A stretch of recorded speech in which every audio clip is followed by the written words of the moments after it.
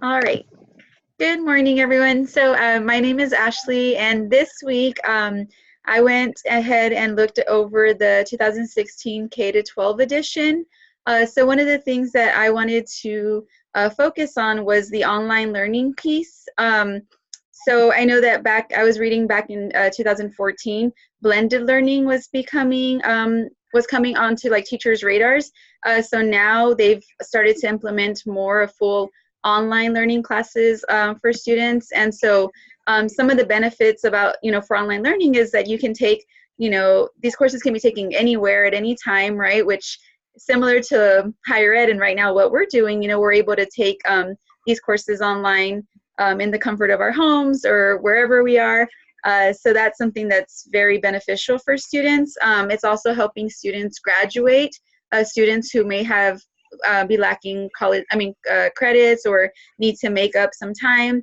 There was one of the school districts in Los Angeles started a program, and within 3 months, their district was able to get 18% of their students on a track to graduate. So I think that's something amazing. However, I think there's still some challenges presented in that it needs to move from just module type to a more engaging full online experience. And so one of the things that I think about, is the university. Like we have Blackboard, so I think that's easily could be accessible to high school students as well, right, or something similar. So I'm interested to see how that goes or how that continues to progress.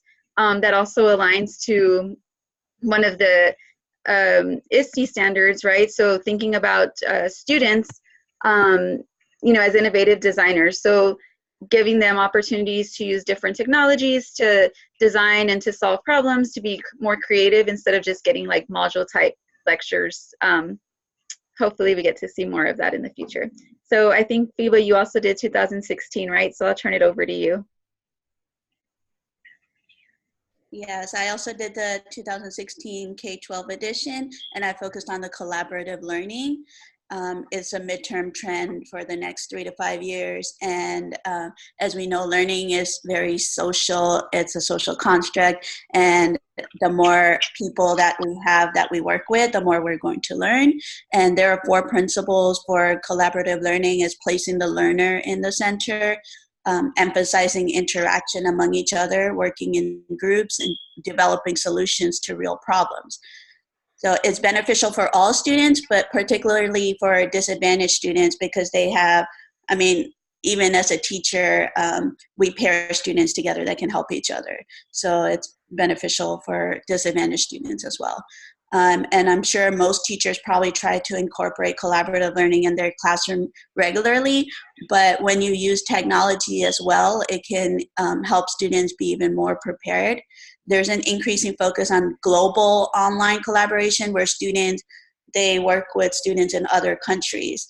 So that way they're learning together and promoting the cultural understanding as well, so they understand more about how students learn in other countries. And so collaboration using technology and the digital tools, they really help students with the real life problem solving skills, as well as the social, emotional, and academic development. But one of the main things I read was that it's important for the teacher to kind of take a step back and let the students work out the problems together. That way they can learn more rather than just the teacher telling them what to do. Now I'll turn it over. All right. So I did the 2019 higher ed report, and it had a lot of the same, trends that we've been talking about for the last several weeks. Like rethinking how institutions work, advancing cultures of innovation, redesigning learning spaces, blended learning, all that stuff. So the part that I thought was interesting that I wanted to focus on was both of the difficult challenges they mentioned. So the first one talked about the evolving roles of faculty with educational technology strategies. So this section talked about the challenge that they're having with more technology, like on colleges and universities, is how to get more professional development for the faculty,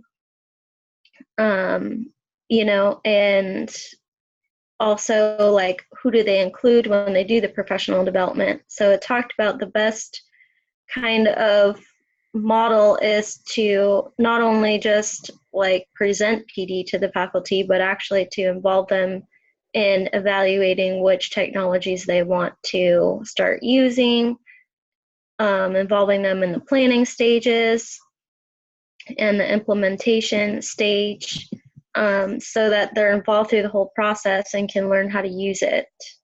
And it also talked about the necessity of also including not just the full-time faculty on colleges and universities, but also the adjunct professors too, so that everybody's kind of in the same loop.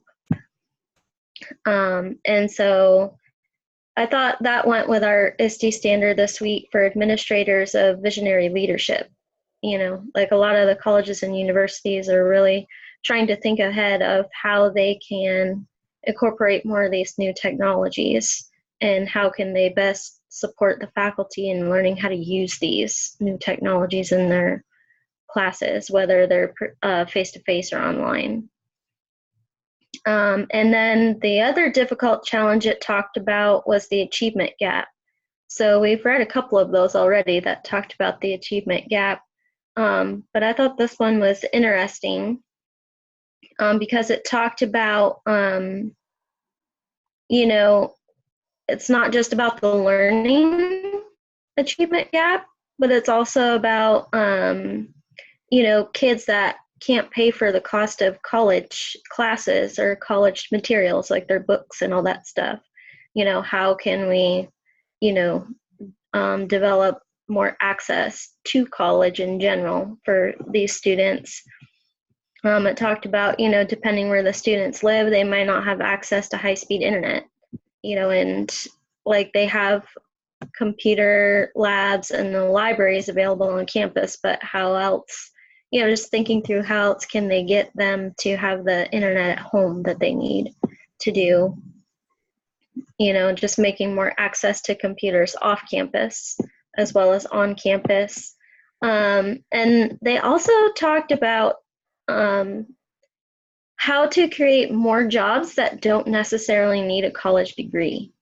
So I thought that part was super interesting because I've worked with the high school kids the last 2 years, with seniors especially.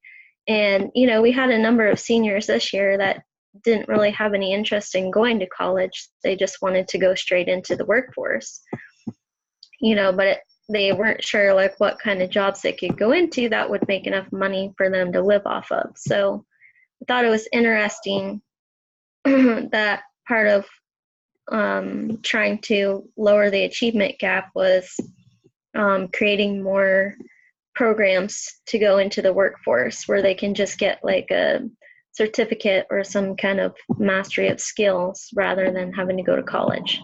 So I thought that was really interesting and went with the other ISTE standard for administrators, which was systemic improvement.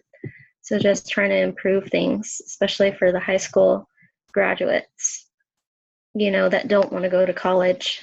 How can we get them to have a good living even without a college degree? So I thought all that was really interesting.